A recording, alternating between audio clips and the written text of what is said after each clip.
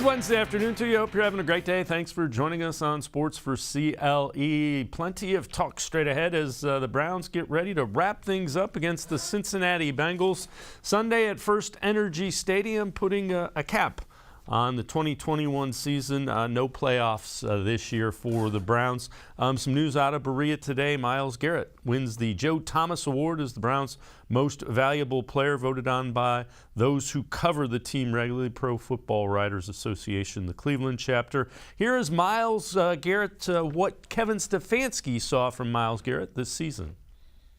Easy to talk about Myles. Obviously, the on-the-field stuff what everybody sees is so impressive.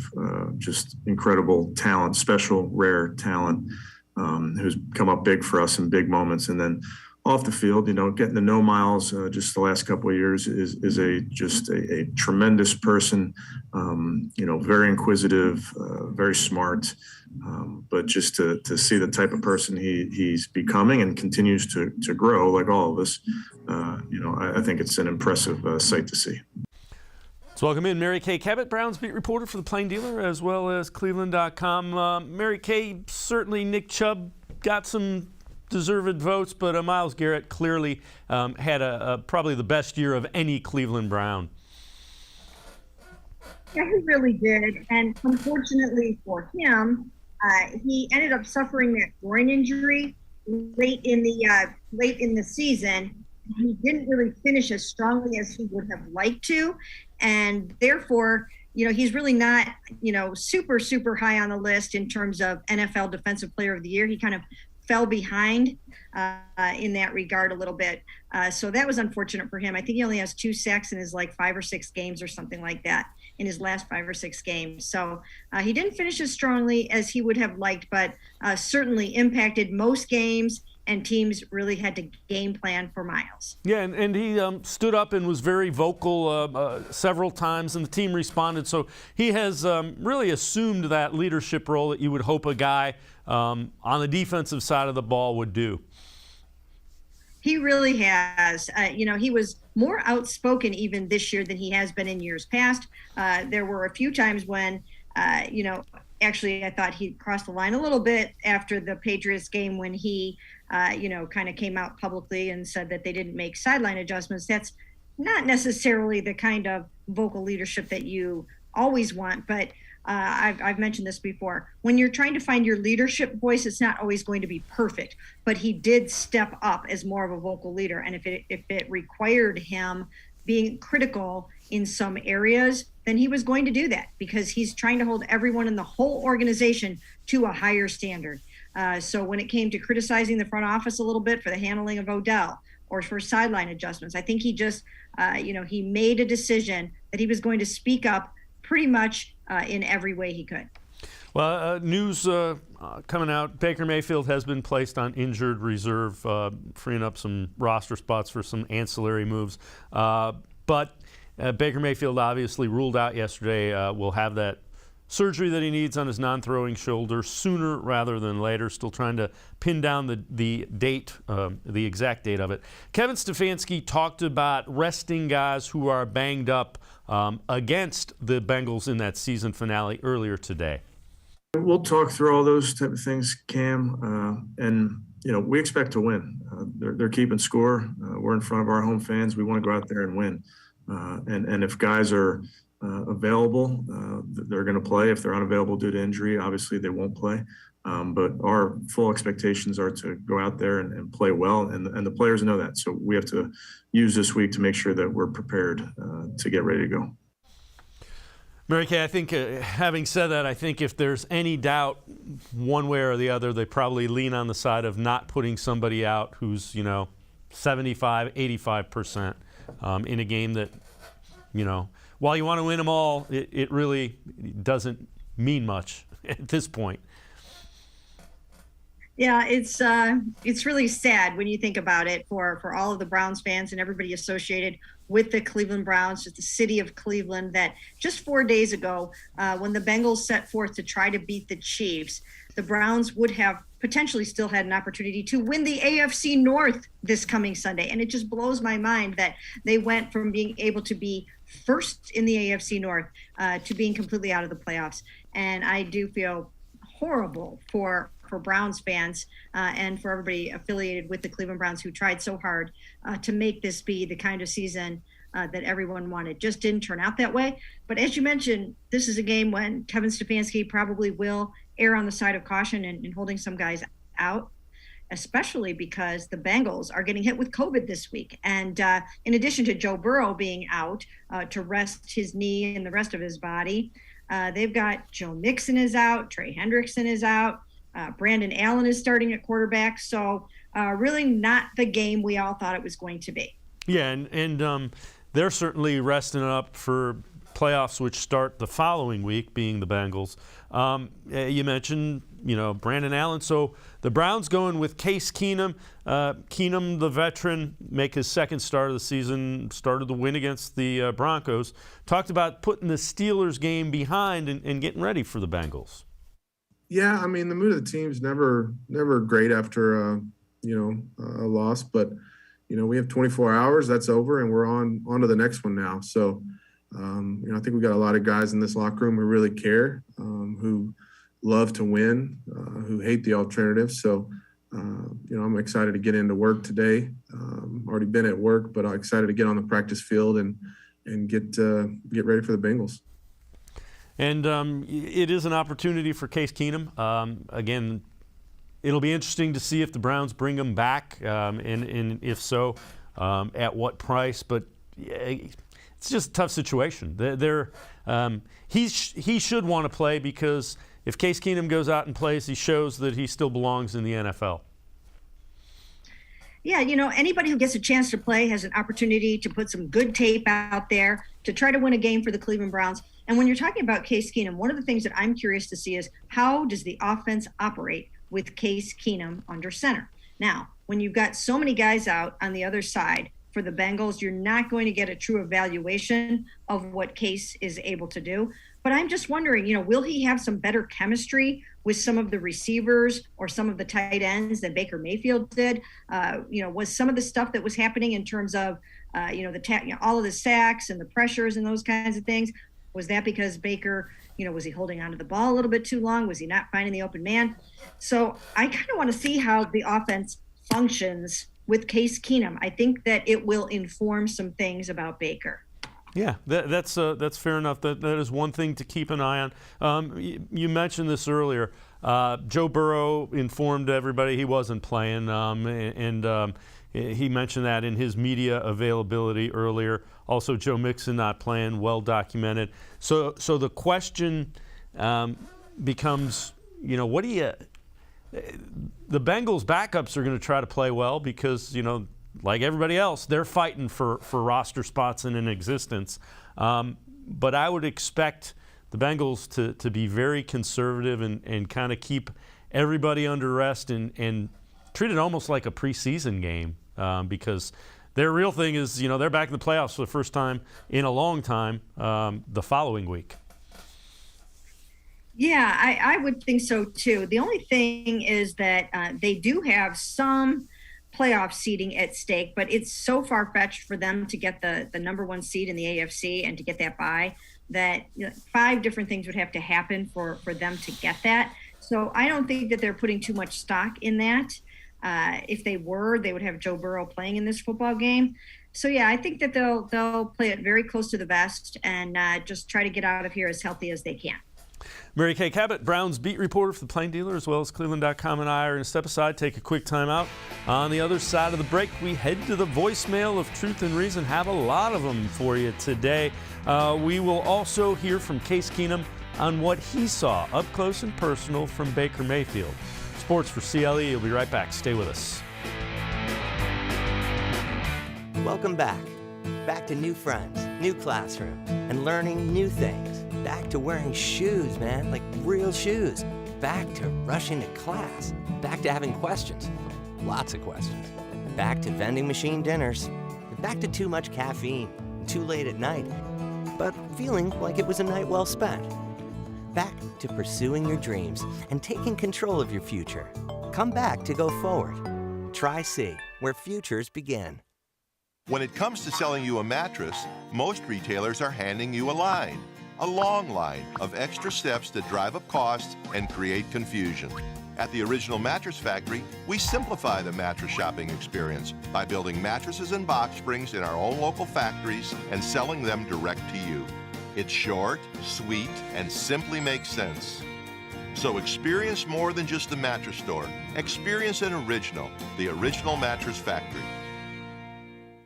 The Ohio Lottery Partners in Education program recognizes role model students and teachers from across Ohio. Nominations can now be done completely online. To nominate a deserving teacher or student, go to ohiolottery.com. In the About section, find Partners in Education. There you will find links to the nomination forms. Students kindergarten through 12th grade can be academic all-stars. Teachers can be honored as a Teacher of the Month. The Ohio Lottery Partners in Education, where stars shine.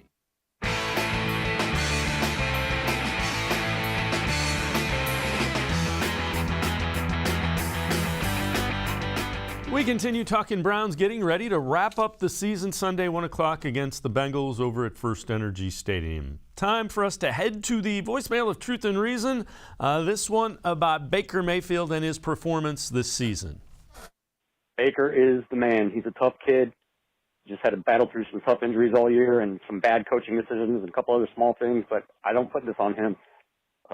He shouldn't have been playing after week 2, period. He should have just taken care of the injury, sat out. And those are my thoughts. Thank you. All right, so let's bring back in Mary Kay Cabot. And Mary Kay is, as you might expect, there's a lot of, on both sides of this one, there's a lot of discussion. It's not an easy call. It's a tough call.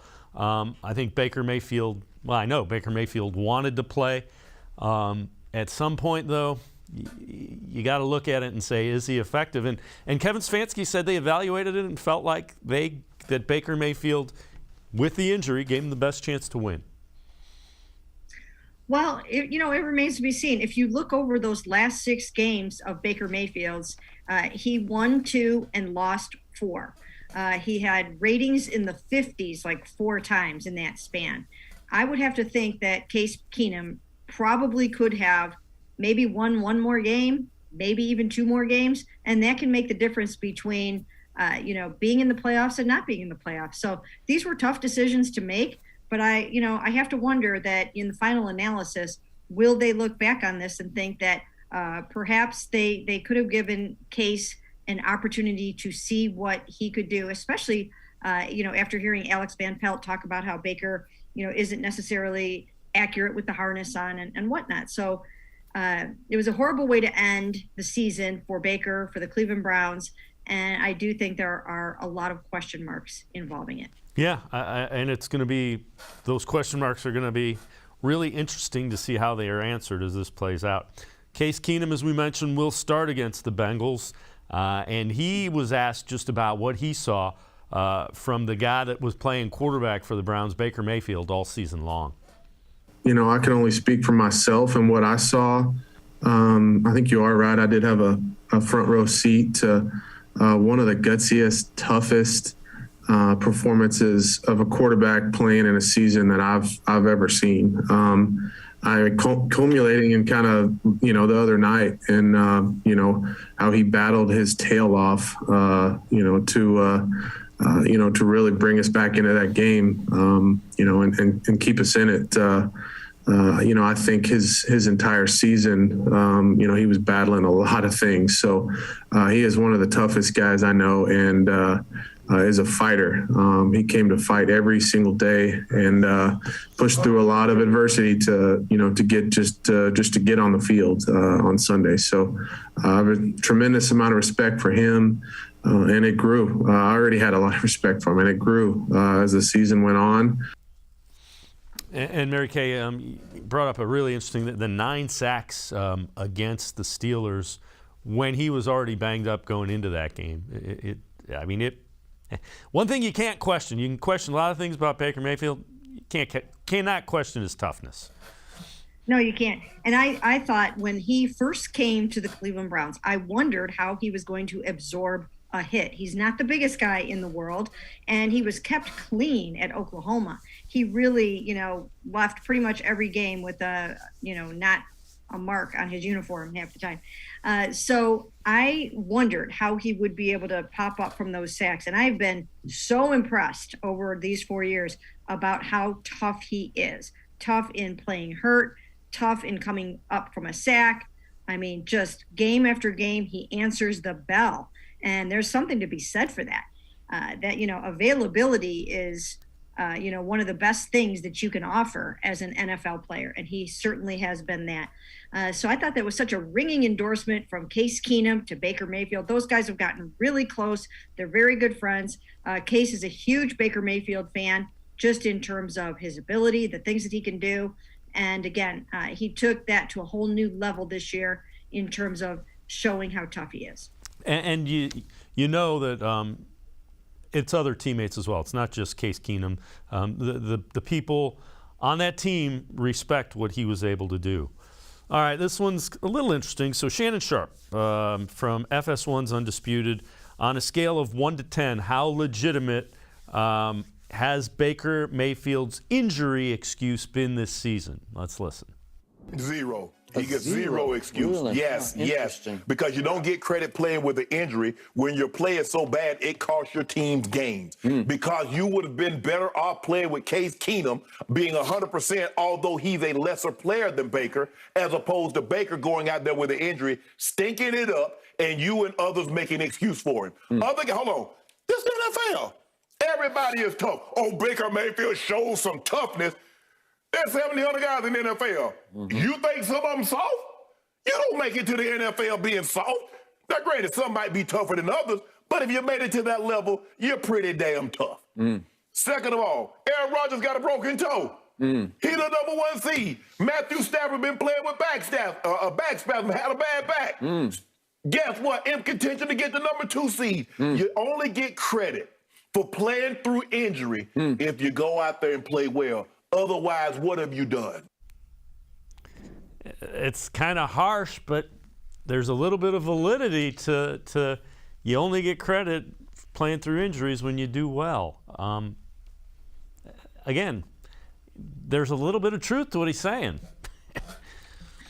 Well, most quarterbacks are out there playing with something, and half the time we don't even know what that is. So they do go out there and they play banged up. But I think in the case of Baker Mayfield, that it wasn't just Baker playing banged up, and I do think that that had some impact on his season, but it was everything else that he had going on around him that really affected his season in a negative way. And we can go all the way back to the Odell Beckham Jr. saga and him leaving and how that impacted the deep ball. I mean, the Browns had no bona fide, X-receiver deep threat guy after that. They just did not have that player. They tried to turn Donovan Peoples-Jones into it. He's not that player. So, that really hurt them. That gave defenses an opportunity to stack the box and, try to shut down Nick Chubb whenever they could. They did not respect the pass. And then you had 2 tackles. You lose Jack Conklin for most of the season. That's going to really hurt you. I can say with some conviction that Baker Mayfield doesn't get sacked 4 times by TJ Watt if Jack Conklin is in that football game. So, that's one thing to look forward to next season, knowing that he should be coming back healthy. And, Jed Wills didn't have his best season. There were a lot of things that happened around Baker Mayfield that led us to this point. Yeah, doesn't it make it really tough for Andrew Berry and Kevin Stefanski to get a handle just on how Baker Mayfield played? I mean, if you're looking at him, and it's almost like you can't judge much of what happened because there was so much going on around it. That is so true. And they have a difficult evaluation. I've been writing about that for a few weeks now. They've got a very tricky evaluation because of the shoulder, because of the foot, the knee, but because of all those other things that I mentioned, that it's really hard to tell. I mean, when you look out there, are you seeing Jamar Chase out there? No. I mean, there's no Jamar Chase. There's no Devontae Adams. There's no Justin Jefferson or anyone like that out there for Baker Mayfield. The receivers did not have a good season. But, part of it is, what came first, the chicken or the egg? Austin Hooper, I mean, look at the game he had the other day.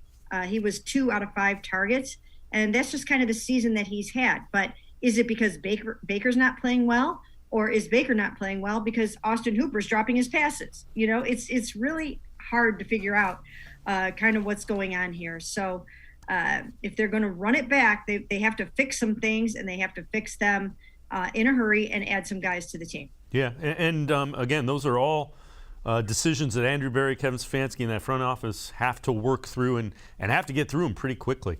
Mary Kay Cabot and I are going to step aside, take a quick time out. On the other side of the break, we head back to the voicemail of Truth and Reason. We will also hear Kevin Stefanski talking about Joe Woods and the job the defense has done this year.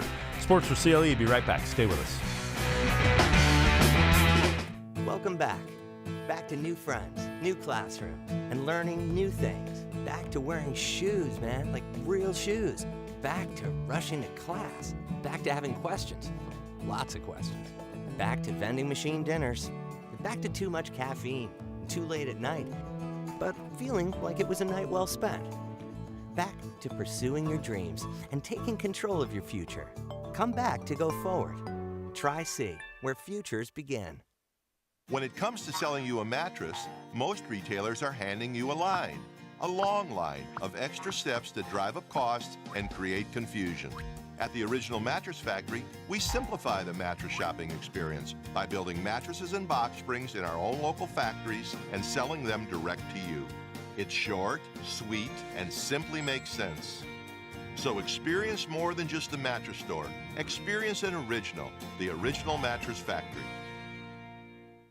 The Ohio Lottery Partners in Education program recognizes role model students and teachers from across Ohio. Nominations can now be done completely online. To nominate a deserving teacher or student, go to OhioLottery.com. In the About section, find Partners in Education. There you will find links to the nomination forms. Students, kindergarten through 12th grade, can be academic all-stars. Teachers can be honored as a Teacher of the Month. The Ohio Lottery Partners in Education, where stars shine.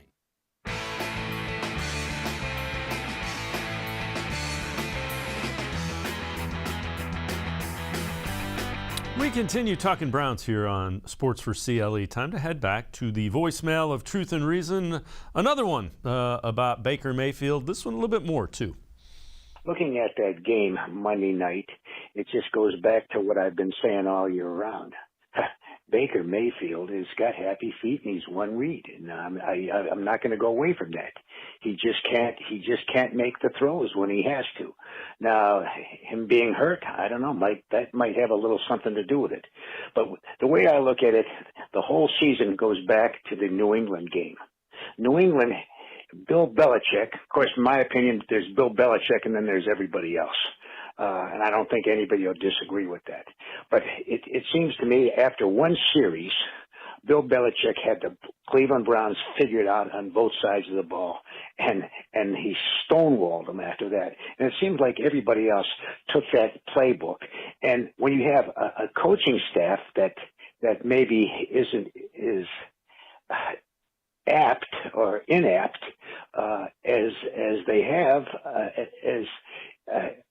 as the Browns have, maybe it needs to be a couple changes made. As far as the defense is concerned, I think maybe it's not Joe Woods. Maybe your defensive players, some of your players are just way overrated. I think Myles Garrett, everybody's gonna go crazy when I say that, is overrated. He is no T.J. Watt, that's for sure, man.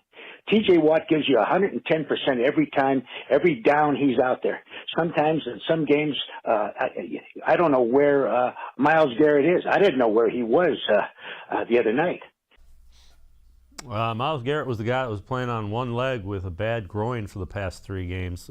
Mary Kay Cabot, a lot to unpack there, but I would say we kind of dealt with the happy feet and the one read. That has a lot to do with the line, and I don't think he was ever real comfortable. And Baker Mayfield's not going to come and tell you, boy, I'm not comfortable with the way I think when the tackles weren't protecting him, that's when he kind of moved up and the clock was running a little faster for him, I think. Yeah, I think there are a lot of things at play here. I think that defenses have made it a point to keep him in the pocket more. I think that is one of the things that the Steelers tried to do. And then once they did that, then they got their hands up on the footballs. And that was a big part of their game plan.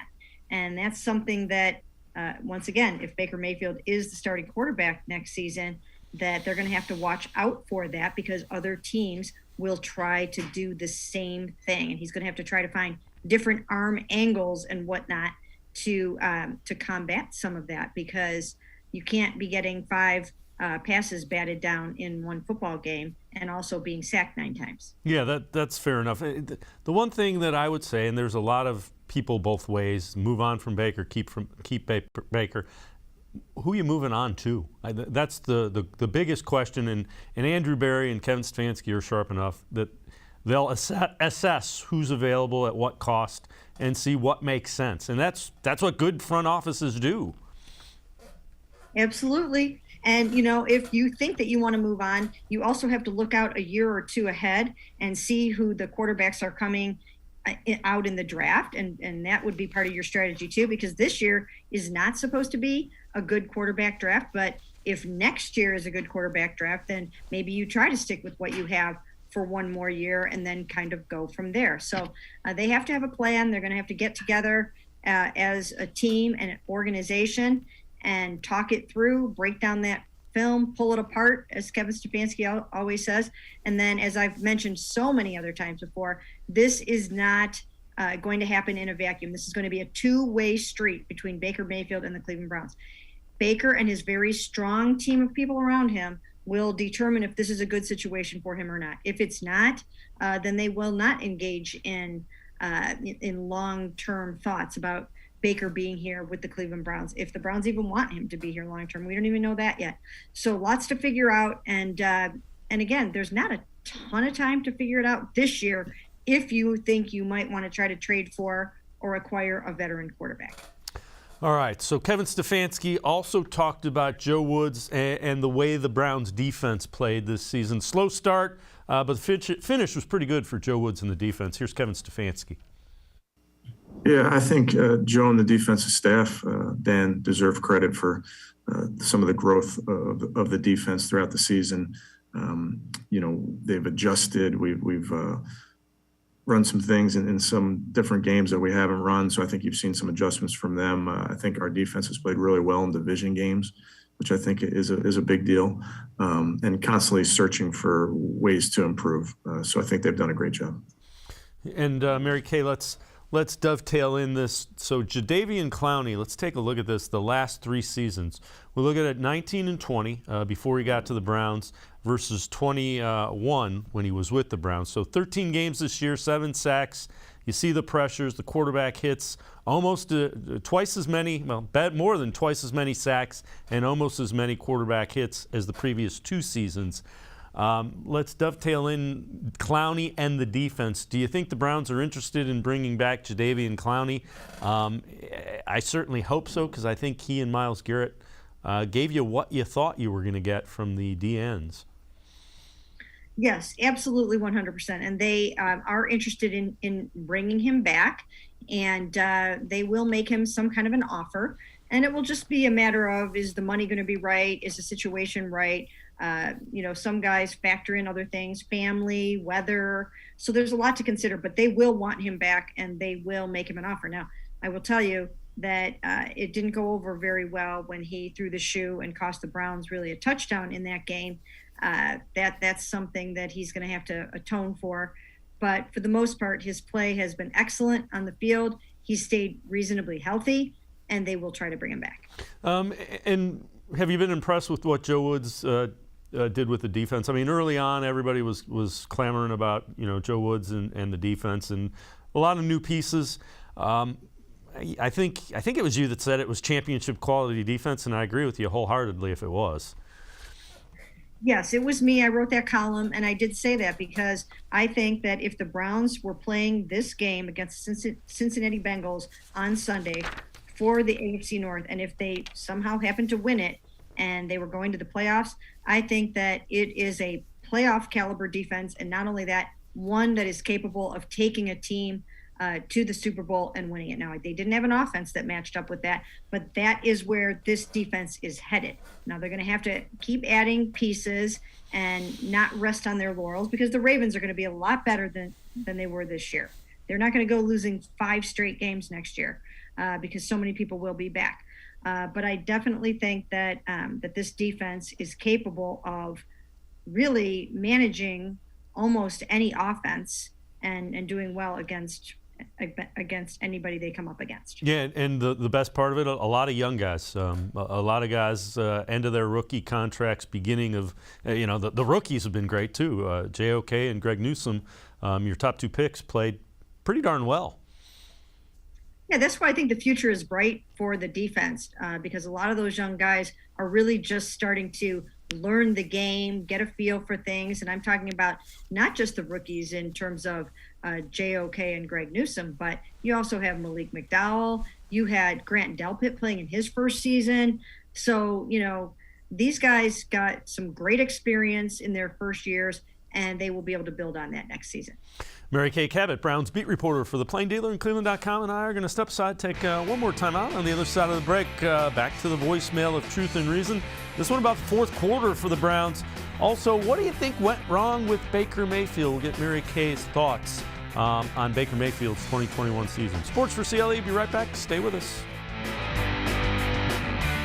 When it comes to selling you a mattress, most retailers are handing you a line.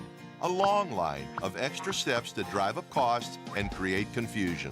At the Original Mattress Factory, we simplify the mattress shopping experience by building mattresses and box springs in our own local factories and selling them direct to you.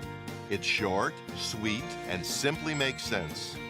So experience more than just a mattress store. Experience an original, the Original Mattress Factory. The Ohio Lottery Partners in Education program recognizes role model students and teachers from across Ohio. Nominations can now be done completely online. To nominate a deserving teacher or student, go to OhioLottery.com. In the About section, find Partners in Education. There you will find links to the nomination forms. Students kindergarten through 12th grade can be academic all-stars. Teachers can be honored as a Teacher of the Month. The Ohio Lottery Partners in Education, where stars shine. Thanks for buying a fishing license. I want you to picture all the great things this simple purchase does. Like building public boat ramps, keeping local waters clean, and maintaining a healthy fish population. What's Mom doing? When you buy a fishing license, you do a lot. Every dollar protects and maintains your local waterways for future generations to enjoy. Visit takemefishing.org.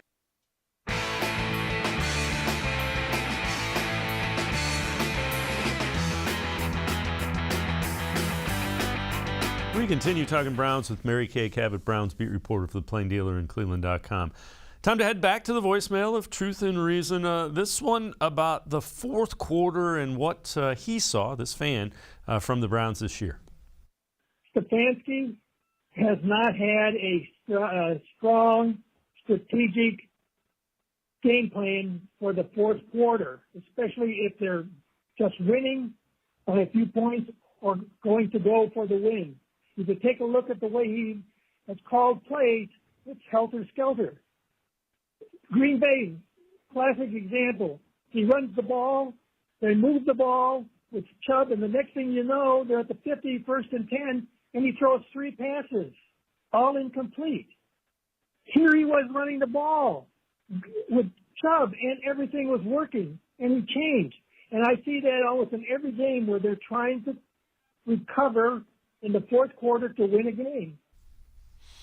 Let's welcome in Mary Kay Cabot. Mary Kay, the fourth quarter was not good for the Browns. It's probably one of the reasons, probably the main reason that they're not in the playoffs coming up. Is it in-game adjustments? Is it deeper than that? Well, you know that Baker Mayfield mentioned in-game adjustments after the Steelers game, which once again, he kind of took the gloves off there a little bit and said some things that I was actually maybe a little bit surprised about, pretty critical of Kevin Stefanski for not giving James Hudson more help against TJ Watt and things like that. So, you know what? Yes, I do think that They need to go back, pull it all apart, and everyone needs to figure out, what their part in this losing season, because that is what it's going to be now, unfortunately, for all of them. Everyone has to figure out their part in it, their role in it, and what they could have done better and what they must do better next year. And Kevin Stefanski is going to have to look at everything involving himself: play calling, scheme, personnel usage, just you name it, and figure out what has to happen for 2022, whether that's bringing in, someone else, whether it's someone else calling the plays, whether it's more of a collaboration, whether it's him doing it but doing it differently. Whatever the case may be, they need to be obviously much better than they were this year. Do you expect the offense to get tweaked or overhauled? It almost seems like it needs an overhaul. Well, I'll tell you what, if they change quarterbacks, that's an overhaul right there. And we just don't know the answer to that yet. We have no idea if Baker's going to be the starter next year or if he's not. So if they change quarterbacks right there, then and there, that's an overhaul. But they definitely need to overhaul the receiving corps. They've got to come up with 2 or even 3 really good new receivers. And you can accomplish that in a number of ways: through free agency, trade, draft. They need to upgrade that receiving corps in a very big way for whoever the quarterback is going to be.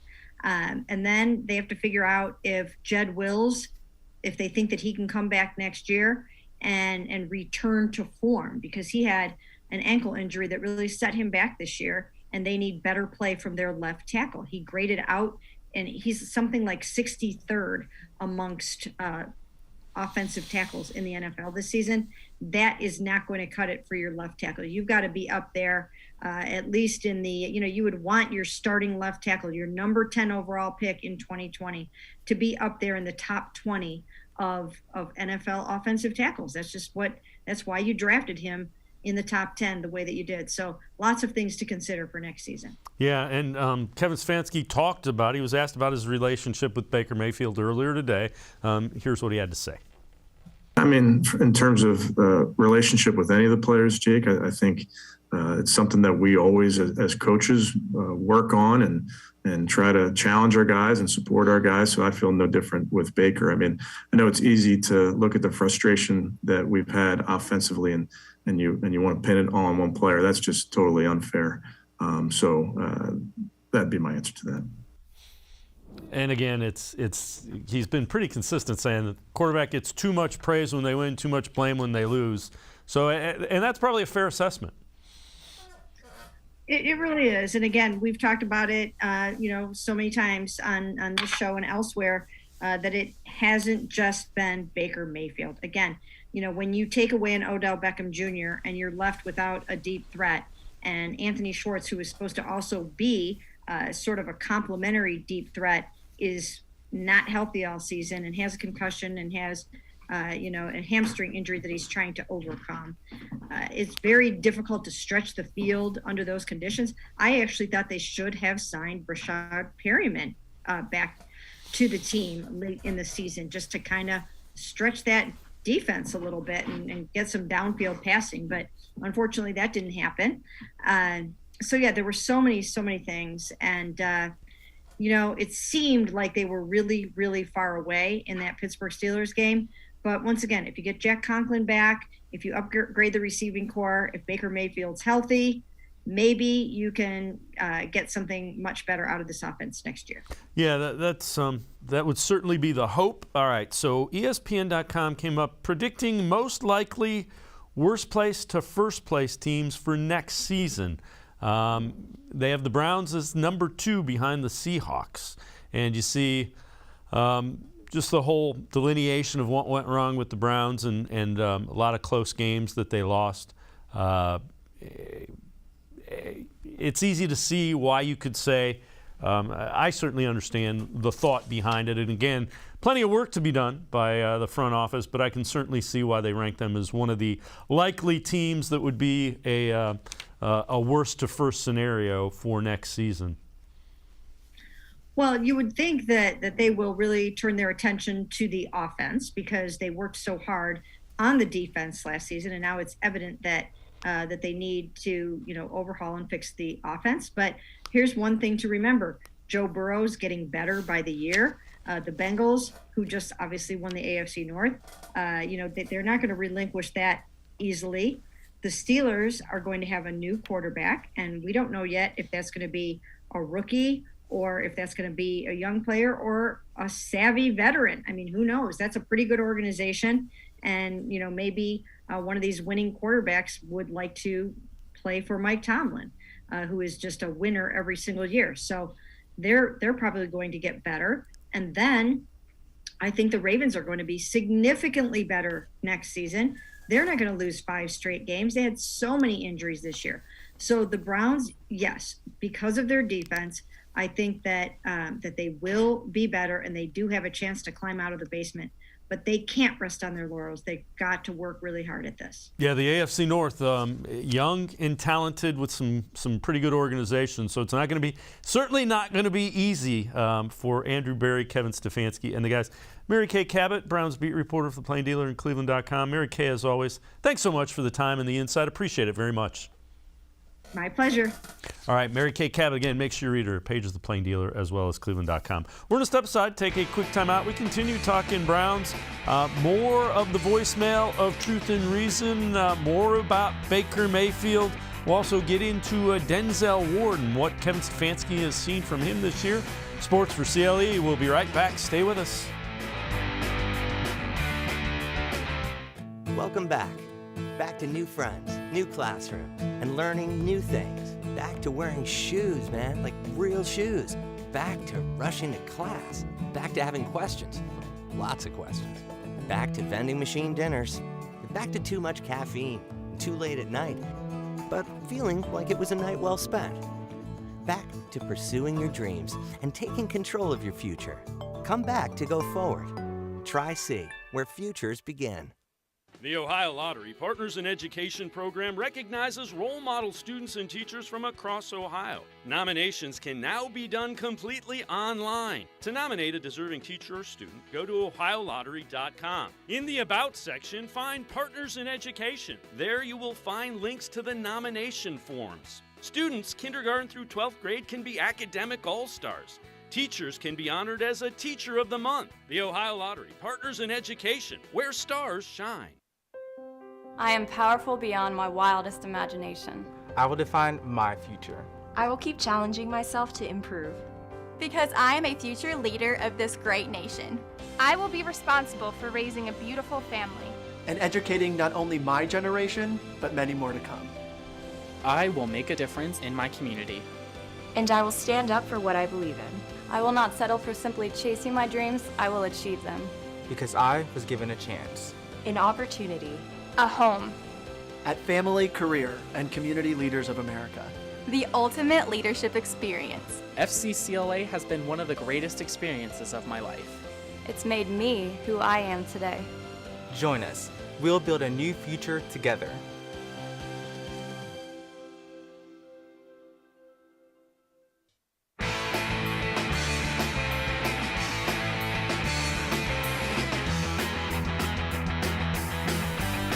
Browns wrap up the season 1 o'clock Sunday against the Bengals at First Energy Stadium. Time to head back to the voicemail of Truth and Reason. This one again about Baker Mayfield. In my opinion, Baker is what you see. You know how since we've been back into the NFL, 20 years or whatever, we've had all these quarterbacks. We've given them all 3 or 4 years. We keep saying maybe he'll be better next year. And they never pan out. They are exactly what we see they are. And so is Baker. I would prefer, instead of paying Baker Mayfield $19 million, I'd go out, and like I said, I'd go get Marcus Mariota, and I'd probably go get Hundley. Probably get both of those guys for like $8 million, probably less. Let those 2 guys come into camp, and compete for each other. The thing about that is those guys are hungry. Baker Mayfield is who he is, and I probably would draft the quarterback regardless, Those guys they're at least athletic. They can run everything. He's done here. All right. Hundley is, I'm assuming it's the Hundley for the Ravens. He's on his rookie contract. He's only in his second year, so you won't be able to go get him. And I would rather have Baker Mayfield than Marcus Mariota. I'll say that. I'd much rather have Baker Mayfield than Marcus Mariota. Let's welcome in Ashley Bastock, Browns beat reporter for the Plain Dealer and cleveland.com. Ashley, we're going to hear plenty about back and forth with Baker, and it's very interesting. It's split pretty evenly across the board. I want to see Baker Mayfield healthy, and I also want to know what my options are. If you're telling me Marcus Mariota is one of my options, I'll pass on that one. Just your thoughts on that.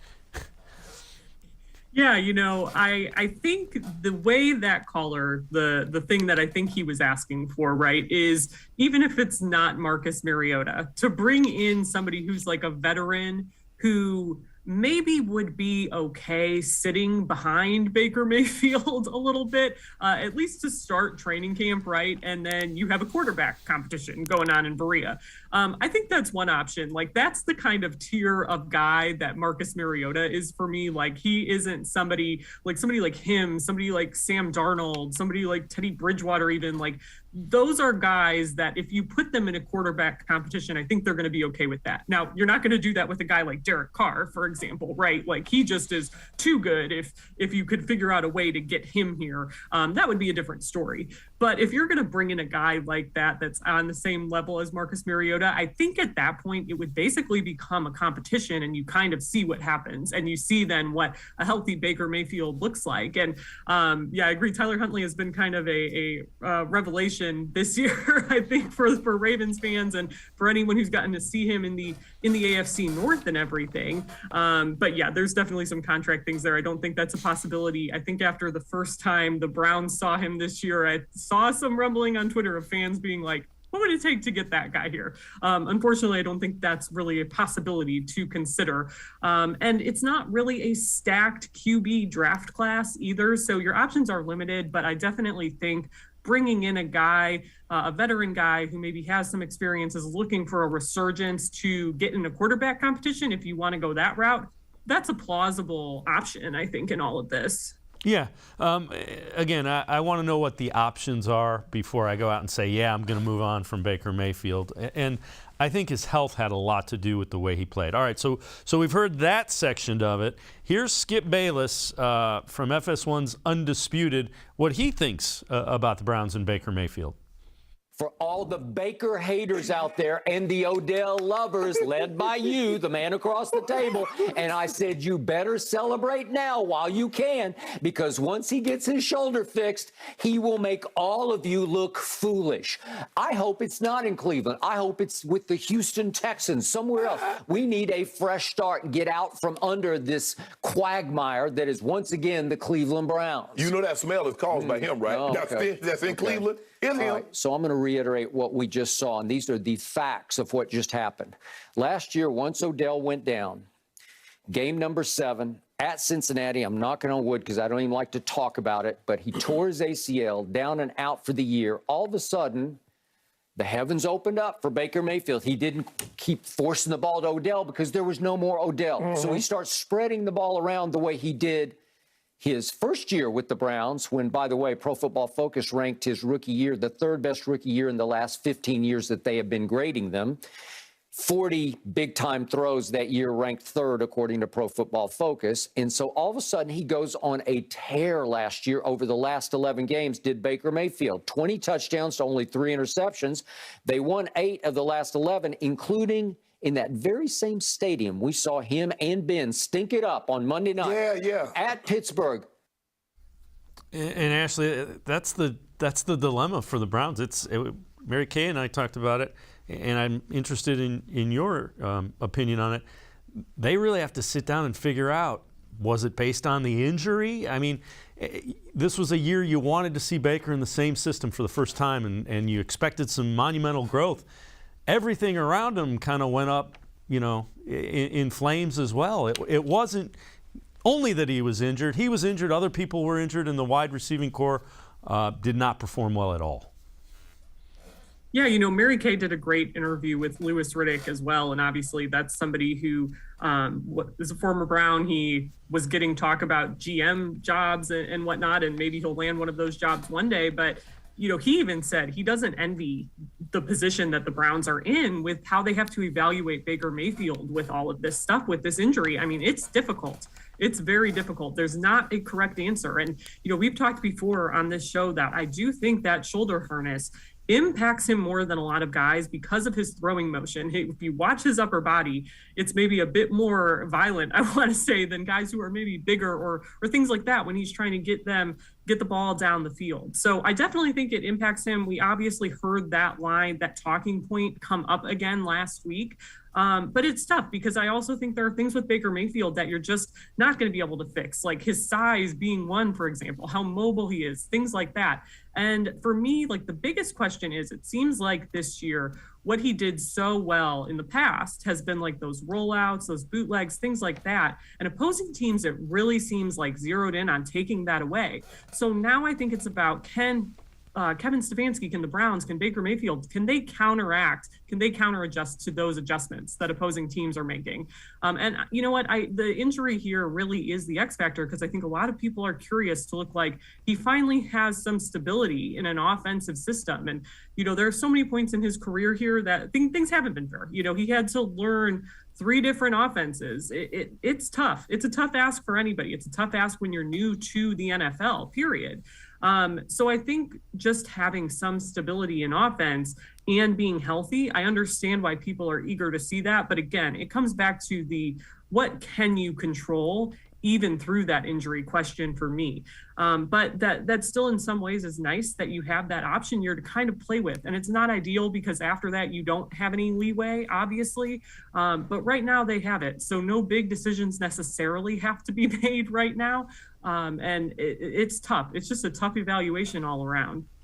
Well, another guy that's due for a contract extension, they picked up the 5th-year option, is Denzel Ward. Kevin Stefanski talked about the year Denzel Ward has had.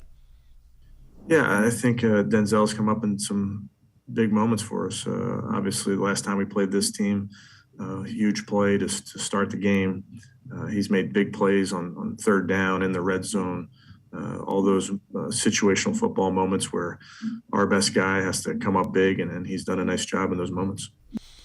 And you can be sure sometime in the offseason they'll get that contract extension done, and I would expect Denzel Ward will be one of the highest paid cornerbacks because he's played like it.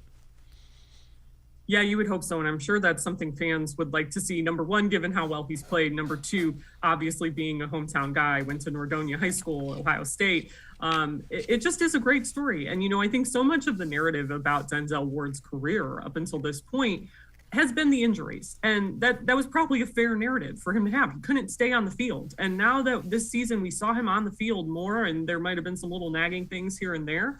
But overall, to get that consistency for him, I think was huge. And especially you look in the second half of the season, like from that Cincinnati game onward, how instrumental he was in helping this defense create takeaways. And guys talked about earlier in the season when that was something the Browns were having trouble with, about they come in bunches, they're contagious. And I think Denzel Ward really proved that. And obviously he's a huge, huge boost in that defensive backfield for the Browns. Ashley Bastock and I are going to step aside, take one more time out. On the other side of the break, we continue talking Browns as they get ready to wrap up the season against the Cincinnati Bengals Sunday at 1 o'clock. Stay with us. Welcome back. Back to new friends, new classroom, and learning new things. Back to wearing shoes, man, like real shoes. Back to rushing to class. Back to having questions. Lots of questions. Back to vending machine dinners. Back to too much caffeine, too late at night, but feeling like it was a night well spent. Back to pursuing your dreams and taking control of your future. Come back to go forward. Try C, where futures begin.